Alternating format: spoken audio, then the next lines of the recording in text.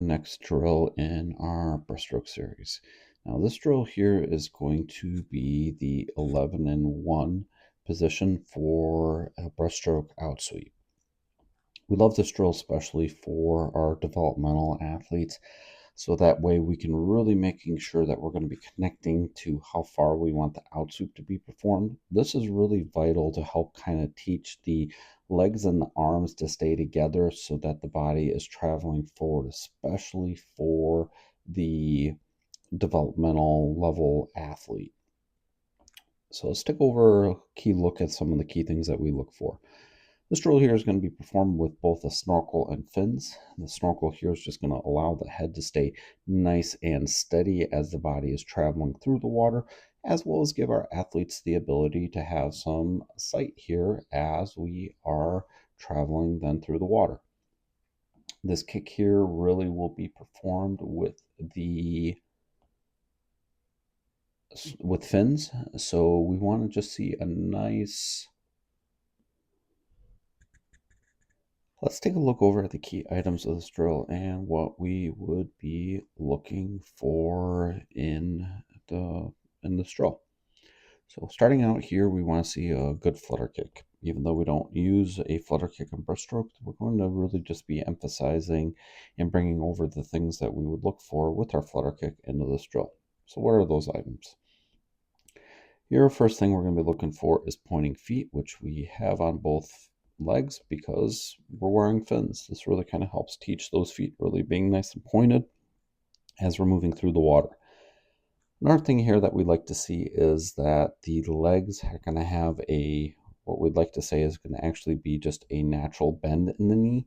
And what does that mean? So what we don't want to see is this kind of some extremes. We don't like to see the leg here being straight and just really straight as the leg is traveling through the water, because the legs will burn out, and then we're not going to be really utilizing the quadricep and hamstring muscles here.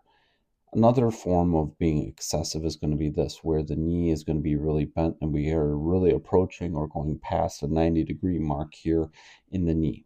In this example, what we would see is just a lot of air being kicked, and we might make some contact with the surface, but just overall, we're not really going to move really well through the water.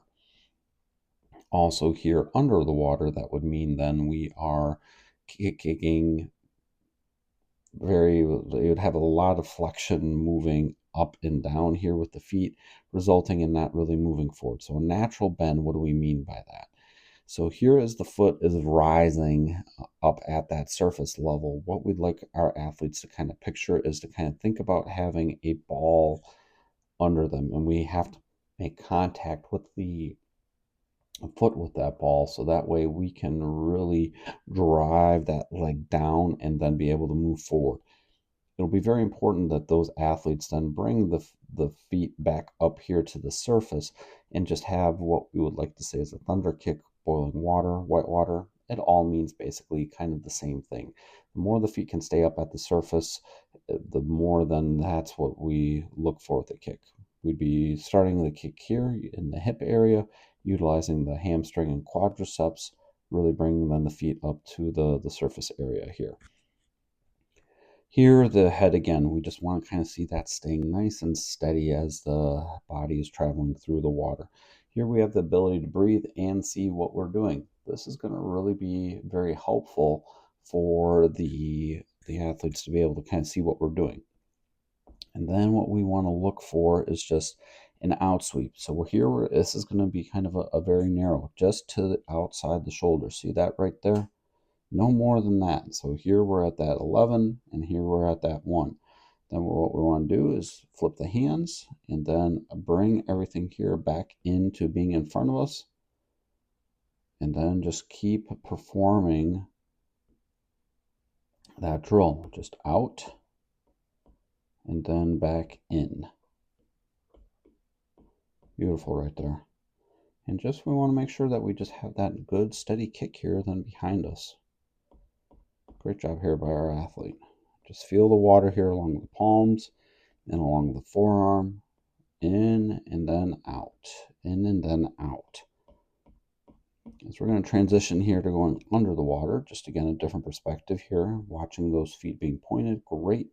So here, as this foot's going up, what we're going to want to see is having that foot kind of get down under the body. And here, good. That would make good contact with the ball. Bringing then that foot back up. Beautiful job right there. That's a good, nice, strong kick here behind us as we are moving them through the water. On the return view, we're just going to look for those same things. Good strong kick here behind us. Again, moderate. Head here, just again, we want to make sure it's staying nice and steady. And then just we're going to watch that sweep. Out to 11 and 1. No more than that. A little bit outside will be okay, but just the more narrow that this is going to be, the better. This is going to really kind of help the developmental athletes find the water and where we want them to be, rather than just grabbing the water needlessly more than they have to at this point. Underwater here, we're just going to again kind of look for those same things, just a different perspective. Head here staying in a really, really good spot. And then we see those hands then sweep out. Then again coming back in. You can watch the legs here also come a little bit here. Now on a return view, we can come a little bit under the body, just a little bit more than what we are seeing. Overall here, if you found some great value out of this, be sure to drop a like and subscribe.